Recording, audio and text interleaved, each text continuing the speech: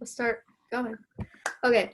Hey guys, today I am joined by best-selling author Phil Stamper, whose book The Gravity of Us came out February 4th of 2020, and I read it in July. It instantly became one of my favorites of 2020, so much so that I went to his merch shop and bought his phone. That's bought a phone for amazing. the book.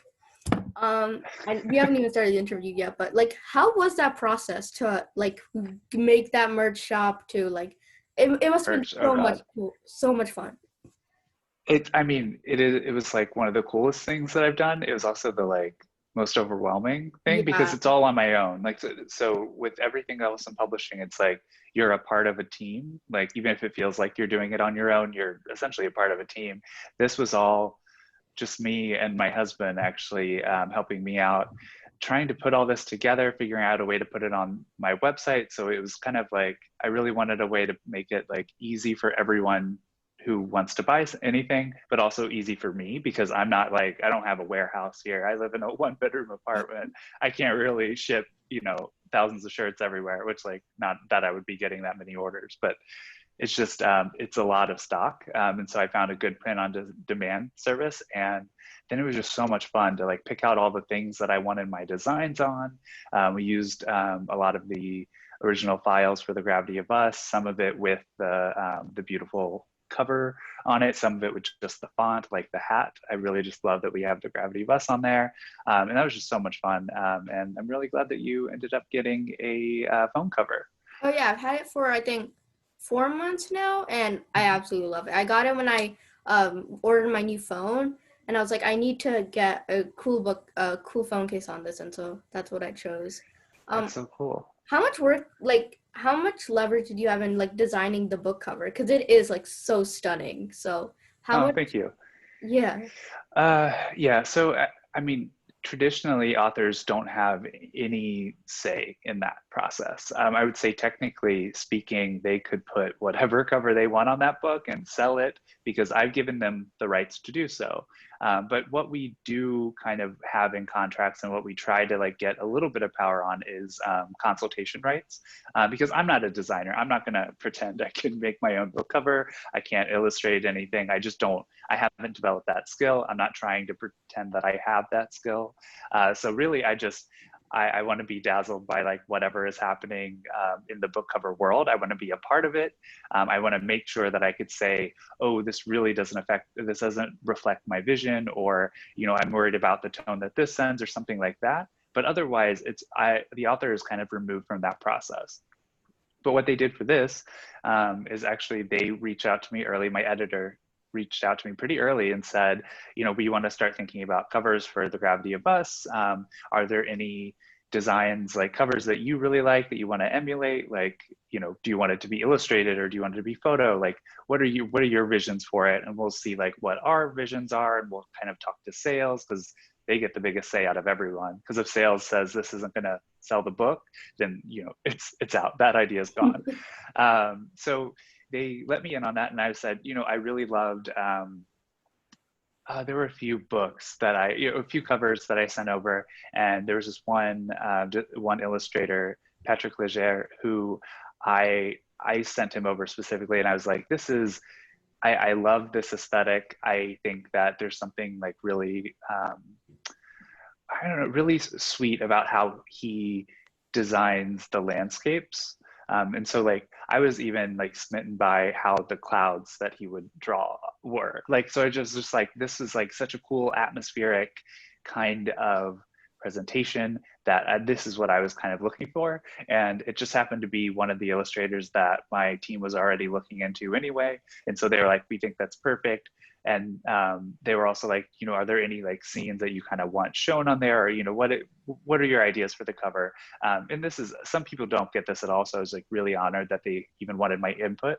And I was like, this is very strange because usually I can never picture like a cover for any of my books, but for this one I always had this like vision of, I wanted the two boys holding hands watching the satellite launch, because I think it comes at a very pivotal moment in the story. And also it just shows like it's everything that you want to love about the book. It's the relationship, it's the cool setting, it's the space flight kind of initiative part of it. And it also, I was already getting people confused with whether the gays were in space or not. So I was like, I want them firmly on the ground. So we could say technically, like you could look at the cover and be like, they are on the ground, like if they're not in space. Because I wanted it to be a, you know, it's a contemporary and I wanted them to know it was. And so I sent all that over. My team like completely agreed. They had their own ideas that they sent with the illustrator. They went back and forth. I didn't see it for a while, and then they came back to me with some sketches. And the sketches resemble this. Obviously, it's a little different, but what I really loved about the cover was here, I'll bring it over to show you some of the things. It's very shiny, so let me get the right light. One thing I really loved about it was the perspective. It's kind of like it's in a bottle, kind of like that kind of scope where it feels like you're kind of placed into this scene with them, which I really loved. And then it was really important for me to have them holding hands on the cover because we had gone back and forth about it. And I mean, from day one, my thing was, this is not a will they, won't they story.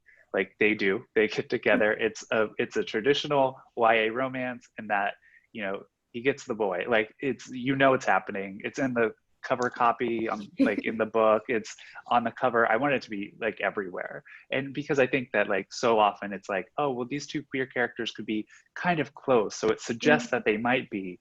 And I think in a lot of cases that works, but in some cases, all it really does is hide the fact that it's a queer book. And I wanted to celebrate that fact.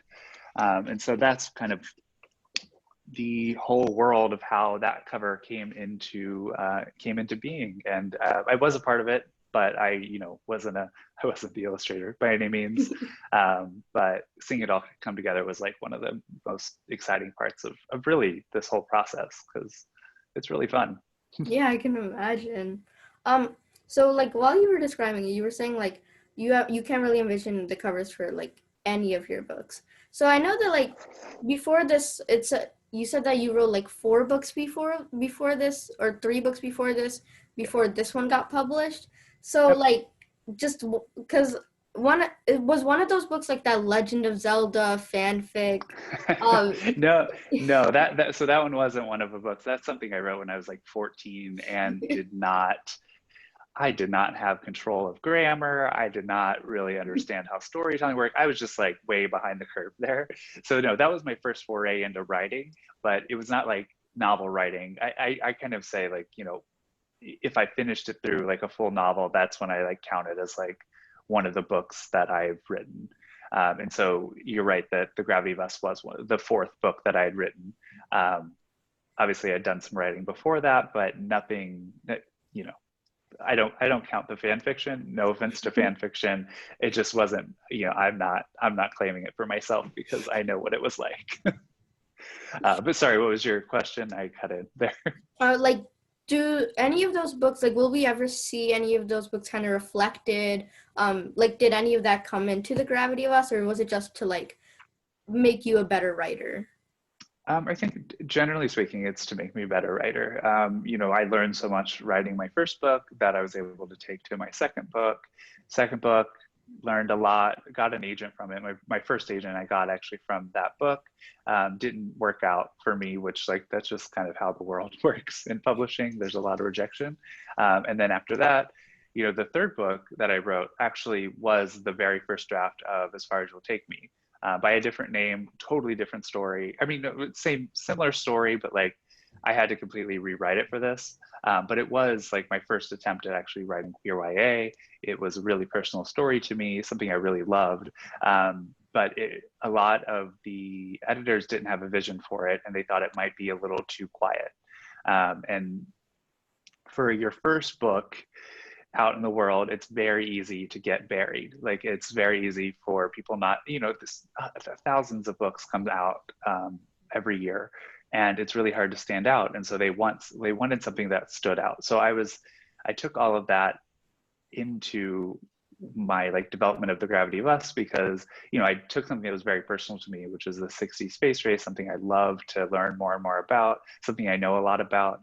and, you know, queer literature in general, like weaving in mental health elements into the story, all these things that I could really, you know, own and love. But then I was able to cast it in a way that was very, I guess I would say it was very commercial. You know, it's appealing. It stands out. There's not many things like it. You can't get it confused with anything else. And that was really what was missing from my other books. And that's kind of what ultimately led me to getting my first book deal. And now that I have it out there, then I'm able to do a little bit more with like what stories I want to tell on top of that. But it was a really, I mean, I'm so happy that that was the one that was my debut, because I keep thinking if I got my first book deal back in 2012 when I started writing my very first YA dystopian novel, I just don't think I would have been very prepared for the career.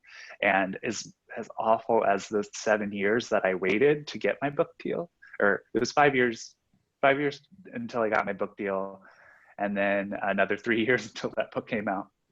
So like that was a lot of waiting, but I was able to like learn so much and kind of I was able to build my career before my career even started, so that by the time the book came out, I was already so far ahead of the curve and could really make a splash with it. That's, I remember in one of your highlights on Goodreads, you said that like this book is more aspirational, like it's kind of more like cute, while As Far as You'll Take Me is going to be like more like not as aspirational, like kind of like more dark, I guess. I don't know. Yeah, so I would say for the most part, everything I write is going to be aspirational. I think that aspirational, just kind of as a term, to me that means something that like readers will want to be a part of, and like they'll read it and they'll be like, wow, I wish that was me, or I wish I could do this experience. And so I'd say generally, The Gravity of Us and As Far as You'll Take Me, very much aspirational stories. You have a friend group in As Far as You'll Take Me that becomes the main character's family. And that's the kind of group environment that I want people to say like, oh, wow, you know, even if they're in a bad family environment now, that they can look to this and say, oh, in the future, I might have this really close-knit group of friends who will become my family. And so that's the kind of aspirational aspect that I want to be in really all of my books. But I think the world that I built it in for The Gravity of Us, very aspirational world, in that there's not really homophobia acknowledged on the page. It's there, like, you know, it's not like I pretend it doesn't exist. It just doesn't affect the characters.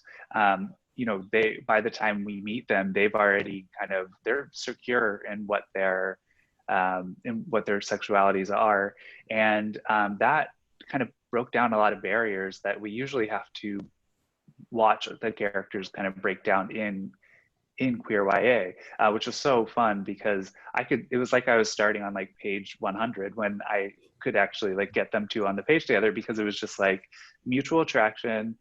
They're both like really excited about this. It's new for them, but it's not based in the character's experience with coming out or being queer. Whereas As Far as You'll Take Me, the entire story is about identity. And it's something we can all relate to a lot, like, for me at least, but I think that a lot of queer teens can relate to that, because, you know, not all of us were kind of born out of the closet. And you need both kind of stories where you get to experience the coming out journey, which As Far as You'll Take Me is not a coming out story, in my opinion, because he's already out. But it's kind of a becoming who you are type story, finally able to like finally being able to live the out life that you've always envisioned for yourself. Whereas The Gravity of Us is like, they were out long ago. That has nothing to do with what they're talking about now.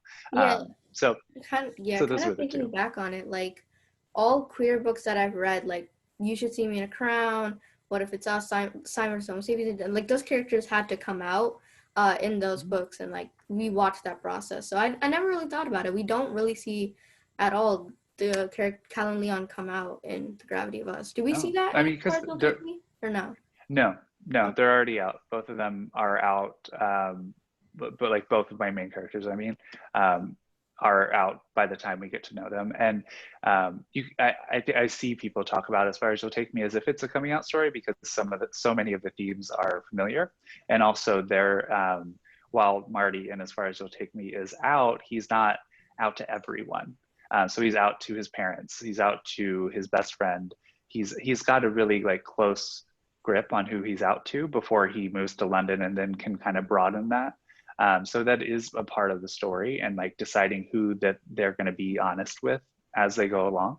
But for the most part, I would say, I mean, it's not about how am I going to come out to my parents.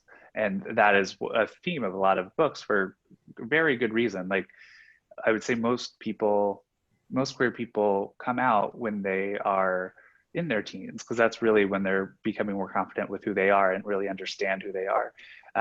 And so that just happens to be, you know, the driving incident of like every queer story for a while, because that's just how it was. And those are books that are super needed. But I just kind of tried to push it a little bit and be like, what if that wasn't a consideration here? What if this was just like a book full of queer joy where we don't have any kind of traumatic moments based on their identity? Okay, so this definitely wasn't intentional because I know you said you kind of wrote As Far As You'll Take Me before this. But this year we had two books kind of like, I don't know if you've heard of like How It All Blew Up by Arvin Ahmadi. I knew But you were that's going to say another, that. yeah, but that's another book that the character has to travel to, I think in that book it's Rome, It's Rome. Yeah. and he travels to Rome and he kind of finds himself there. So I'm wondering like, what was it for you that like really like clicked about that theme of going away from home and like exploring yourself and finding yourself there and meeting new friends? Yeah. I mean, that it's so funny when things like that happen where I wrote this book back in 2015, I guess. 2015 is probably when I wrote it for the very first time. Obviously, again, rewrote it many times leading up to this. But that's when I first wrote this book. And then, of course, now it comes out really close to, which I think I even have How It All Blew Up, which I thought was an incredible book, and I saw myself so much in it. But that also makes sense because I see myself in As Far As You'll Take Me, which I wrote. And so I mean, I was reading this and I DM'd Arvin right away because I was like, oh my God, both of our books are identical in very specific ways. Like obviously his book has such a root in like his culture. Oh my God. It's such a root in his culture and like why it was important for him to tell the story. Marty's was like all based in music and like has a very different like angle to it. But like the central idea of like leaving home to find yourself is, I mean, it's such a basic Mm-hmm. thing for a lot of queer people that like, of course we're gonna kind of flock to that kind of story. And I think actually for both of us, his was inspired by an experience, a trip to Rome that he took, I believe. And mine was just, the location was influenced by the fact that I lived in London for a year for when I was getting my master's degree. So actually, both of ours were kind of like we wanted to take our own personal experiences and then kind of adapt them to these cool international trips, because it's really, there's nothing more like that gives you that fish out of water type feeling than throwing someone into a big move and an international move. And then you also get the really cool backdrop of like learning an entire like culture and exploring and, you know, your first taste of independence, like those kind of themes that you don't really get if you're setting it in your high school, which, you know, again, it's to each their own. They're all great experiences. It's just we must have just had the same like brain connection of like, oh, I should, you know, combine my love of travel or like my experience in these cities and combine that with, you know, our growing up stories, basically is what it ends up being. Yeah. Okay, so I know you have a bachelor's degree, I think, in music. So how much of that influenced like the writing of As Far As You'll Take Me? Because I think Marty is like an aspiring musician or already is a musician. So how much of Yeah. that do we see in this book? Yeah, so Marty is a professional oboist. Like he's trying to land a gig in London for a symphony or an orchestra. He's very, very far past my talent level of what I was when I was a musician, and I studied it for a while. But that's just kind of how it happens. Some people really take things quickly. And so his goal, so like the whole theme of using music to find yourself was something that really stemmed from my own experience, and a part of my experience was studying music in college. But another part of it, and why I think music was so important to this story for me, was because the first time that I got to experience being myself really for the first time, and being out and being open, and kind of, you know, having these sort of experiences, was actually when I went to college, and I was 18, and I fell in love with my friend group. And, you know, we were such close friends just in general, but we also were in a ton of ensembles together. And that kind of bonding of playing music with someone is something that you can't really get in other ways that I've noticed. And it added such a layer to our friendship, because it was kind of like we were all going through the same experience. And we got to play, you know, a ton of music together, whether it was marching band or concert band, or, you know, 100 different bands and ensembles that I was in. It was really, I mean, it was a catalyst for our friendship.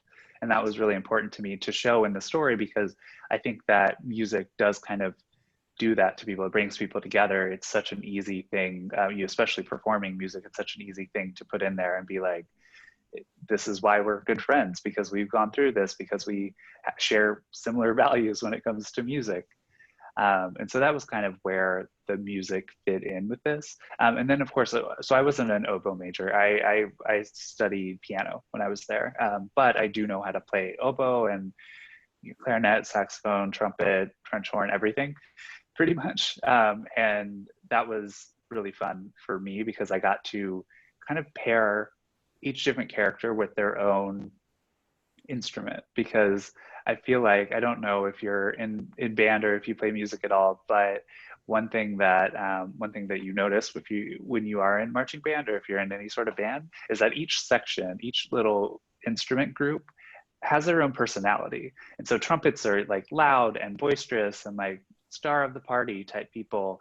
And then you have like, you know, clarinetists and flutists who are just kind of, who are always like fun and supportive and like peppy. And then like you can go around, and I can like typecast every single instrument group, which I was able to do in this, because it's such a fun way to push out their character some.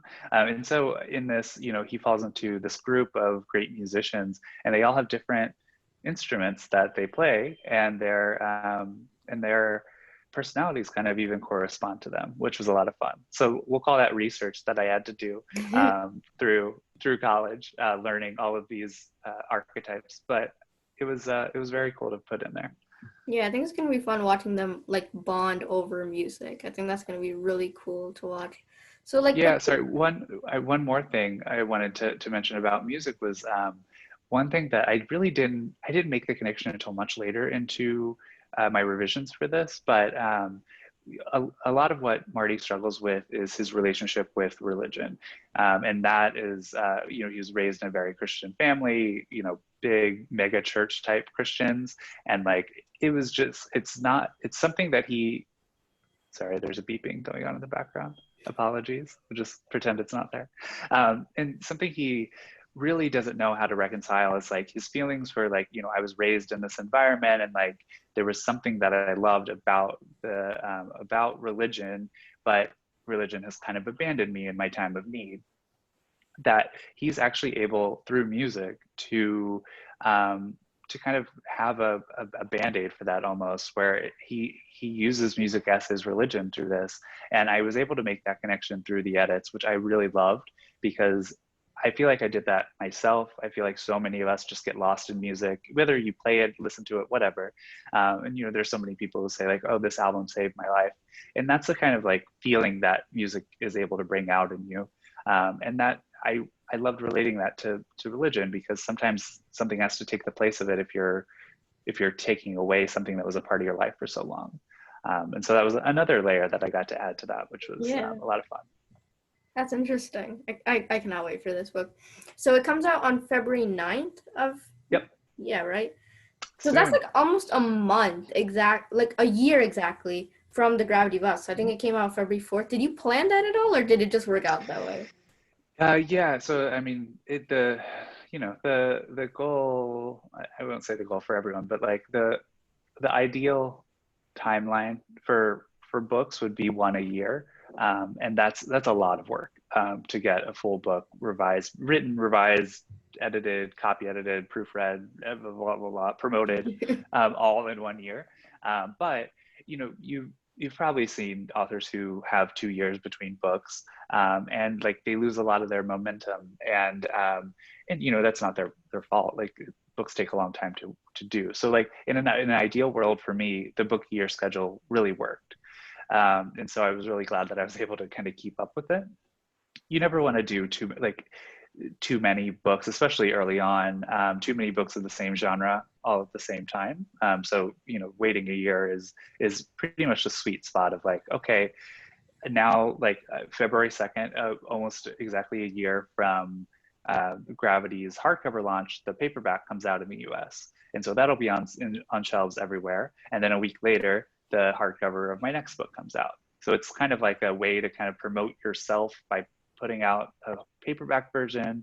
It's all very, it's a business. How they do it, it's definitely a business. So it was intentional. And according to my contracts, I'll have a book out in February, or at least the winter season in 2022 and 2023. So we'll see if we can keep that up. I don't know why I didn't start the interview with this, but I think you just hit 10,000 followers on Instagram. So I did. Congratulations for that. Thank you. I've been trying for so long. It's hard out there. Are you gonna add the swipe up feature soon, or are you going Already to did. planning to? I Already did. I already did. I was As Far As You'll Take Me was in a BuzzFeed roundup. I think it was like 40 YA contemporary books you should look forward to in 2021 or something like that. And so I was like, ooh, I can quote, or I pulled the post from BuzzFeed Books into a story, and then I added the swipe up feature. I felt very famous. It was really great. So believe me, you'll see a lot of like pre-order this way, because asking people to go to your bio, sometimes that takes too long for people. And I mean, I get it. It's a distracting world out there, but I'll take any advantage that I can. But yes, 10,000, big day.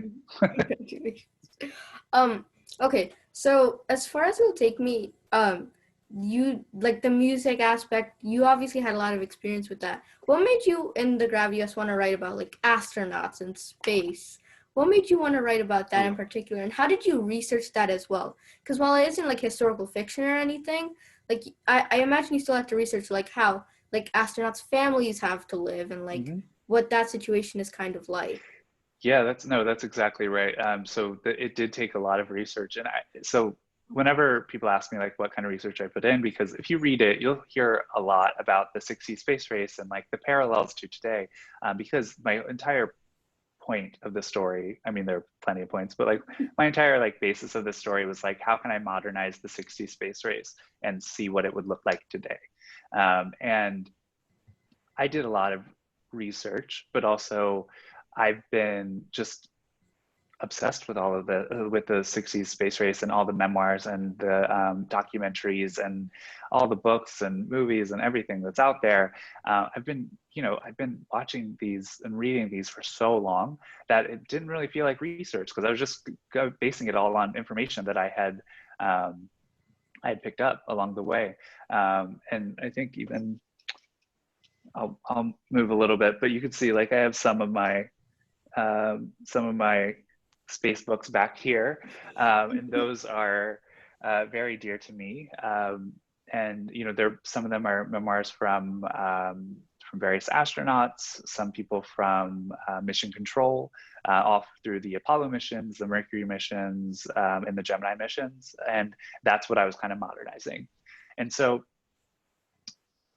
I think it was have you ever heard of the Astronaut Wives Club? I've heard of it, but I okay. don't. So Is it it a was. movie?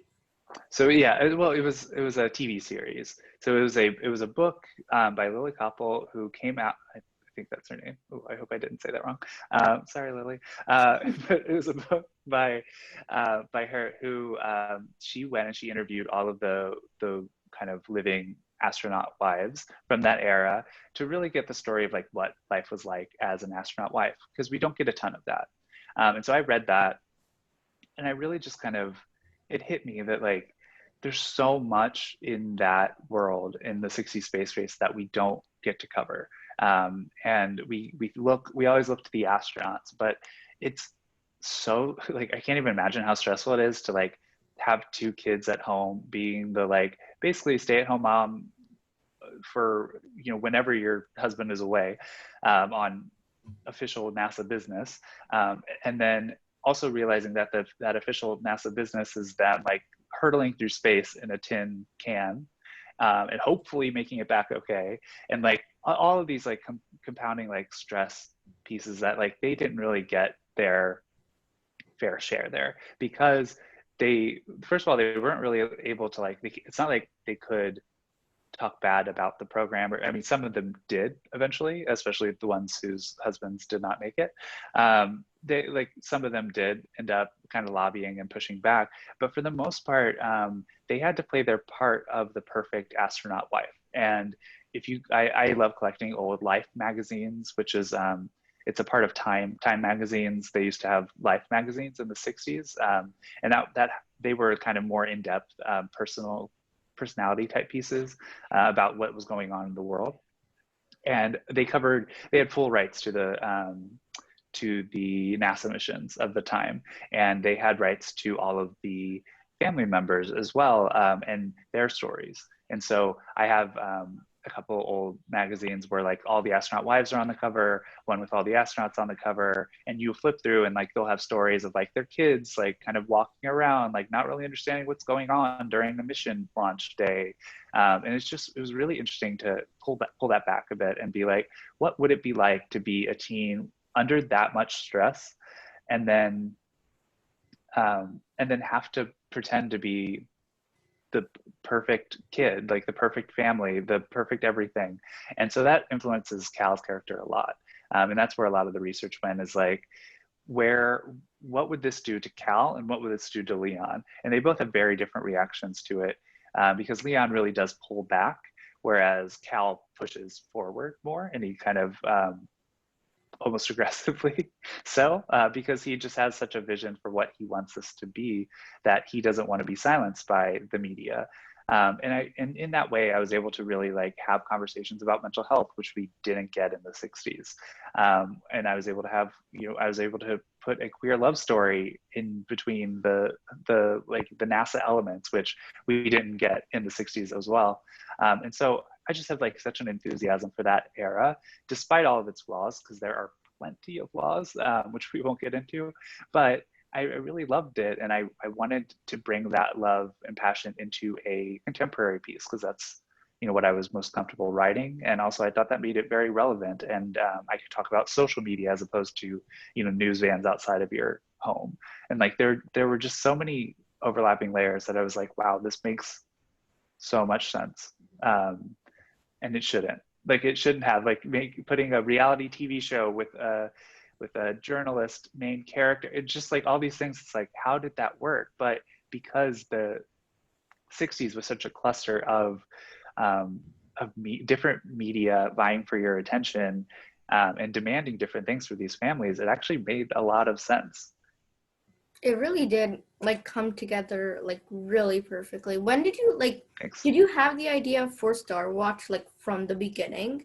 Or did that like come across in like edits and like you realized that maybe this was a vital part of the story? So StarWatch was always a part of it. FlashFame, which is the app that Cal uses as his kind of social media journalism outlet. Those were all like big kind of building blocks of the story, because they, specifically with StarWatch, they are the antagonists. They bring a lot of the conflict into the story, and without that, you could still have a pretty good tense story, because it's still stressful, but you wouldn't have quite as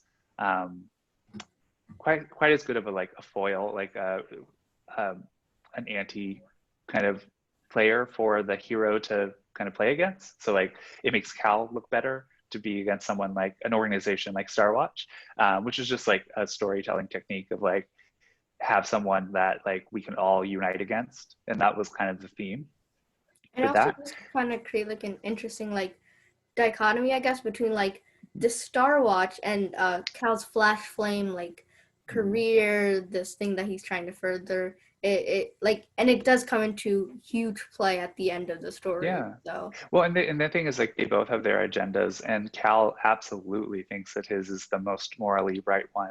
And I mean, I honestly, like, he's probably doing his own spin and like probably isn't 100% like the most honest, and like isn't, you know, he's doing this also for likes and views and comments, and like, you know, he's still an influencer. He still needs that kind of attention and whatever, you know. So like, it's not that he has 100% pure intentions going into this, but especially compared to Starwatch, which is like really just desperate in an almost evil way for ratings, he was able to like pull like to actually like spot a lot of the bad things that they were doing and start to deconstruct them in a way that they were not prepared for. yeah. So, and like when you were talking before about like what the wives had to go through, it really touched on like something that I think is really interesting with like, and that's also important in the book with like Leon's depression that he faces, and Cal's Mhm. mom's anxiety that we see a lot of in this book. And also like one of the more emotional scenes in this book for me where like Cal like with Leon telling Cal that like I don't want you to kiss me just because you want to fix me, and like Yes. that is such an important theme in this book, and I just think that like it really just fits seamlessly like you said. So like how important was it for you to like cover like anxiety and mental health in this book? Yeah, I mean, so you know, and as far as it'll take me as well, the Marty has kind of severe anxiety and, you know, has panic attacks like on the page, and he even slips into kind of disordered eating as a result of his anxiety. And they're all like very kind of heavy topics, but I really wanted, I always want to include mental health storylines within the books that I write, because I didn't have those kind of mirrors when I was growing up. Like, of course, I also didn't have queer books either, but like within any sort of books, I didn't have any books that treated mental health in a good way. And you know, also the media of the time, the television shows, the way they kind of mocked therapy or psychiatric help or anything like that, and it was just like really icky.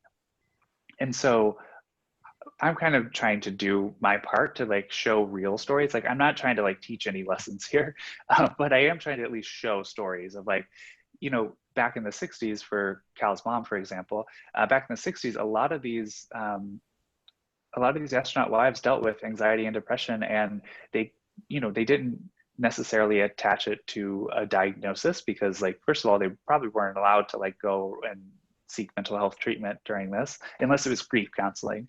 That I think is the only kind of counseling that was okay at the time for them. And so I was like, well, if I put an anxious character in here who, and like we can actually see her feeling anxious about like, you know, she didn't sign up for this to begin with, but she definitely didn't sign up to be a star or like to be a cast member on a reality show or, you know, anything like that. That just wasn't her. That wasn't her intention. That wasn't her hope. And she kind of feels trapped, just like Cal felt trapped when he first left.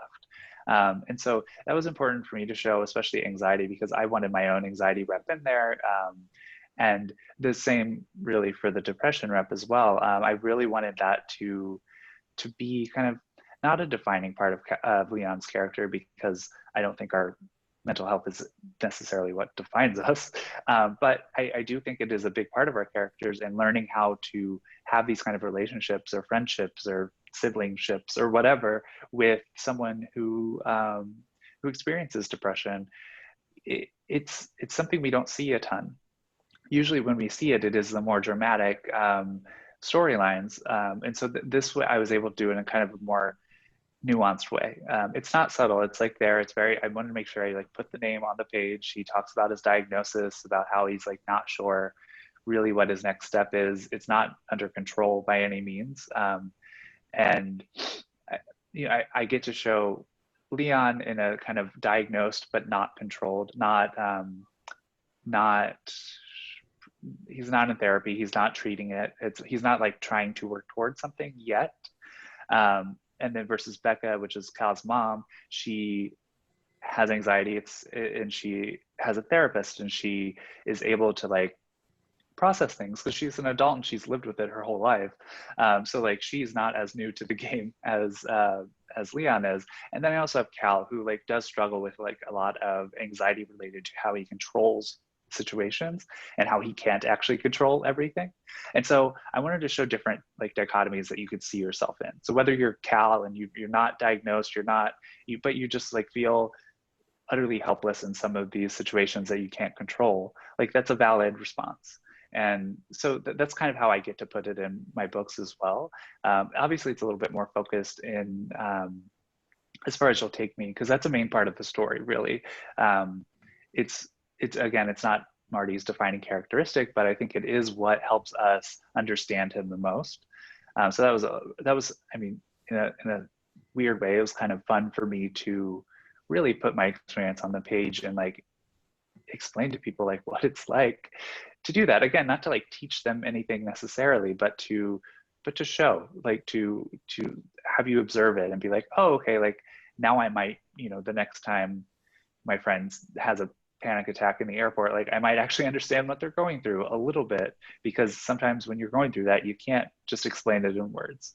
And so that's a long-winded answer, but hopefully it kind of explains why mental health is always going to be kind of a part of my books in some ways. It might not be the central theme, but it's going to be there somewhere, because I think it just needs to be shown more and normalized more. Yeah, it is just so important to just read about. So I think we're wrapping up now, but before we go, I just wanted to ask if you had like, so what's in the future for you, first of all? Like, can you tell us what's, obviously you have As Far As You'll Take Me coming out on February 9th, but after that, Yep. like, what do you have in the plans that you can tell us about? Yeah. So obviously main thing is As Far As You'll Take Me right here, philstamper.com/buy. Sorry, I'll there leave we the go. link in the Yeah, thank you. Please pre-order. We have a great pre-order campaign going on where you can get some stickers, a signed book plate that looks like a passport stamp. It's really cute. And then obviously you get the book when you pre-order it. And that helps me out as an author a lot. Beyond that, I do have a book coming out in 2022. I can't say a ton about it. The title's changing. I'm in revisions for it now, but it's a rom-com duology, so 2 books, and it follows 4 teens who are inseparable best friends who unfortunately have to separate to go to 4 different places for a summer experience. Each one is having a different experience, and it shows kind of their friendship dynamics and how it changes as they start to understand what their lives are going to be after high school. And then the sequel is their senior year in high school. So I get to stay with these characters a little bit longer. There are 4 perspectives, so it's a little bit longer as well. So I'm really enjoying that, because I love these one-off books for sure. But I'm really excited to be in a world that I can like, build up a little bit. And that's This about is all I have going on. Okay, It's enough. this is just me fanboying, but do you ever plan on writing any sequel to The Gravity of Us, or As Far As It'll Take Me, or no?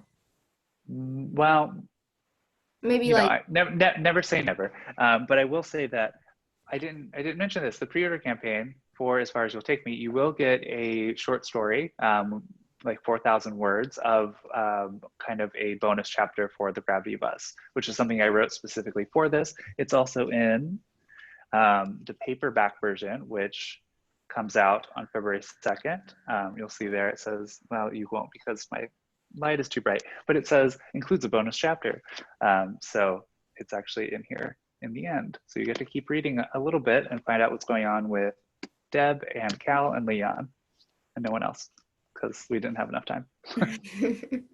But no, I mean, to answer your question, I would never say never. Both of these worlds I built up in a way that like I could continue writing in them forever, but I'm excited to work on some new projects while we figure out what's going on there. Yeah.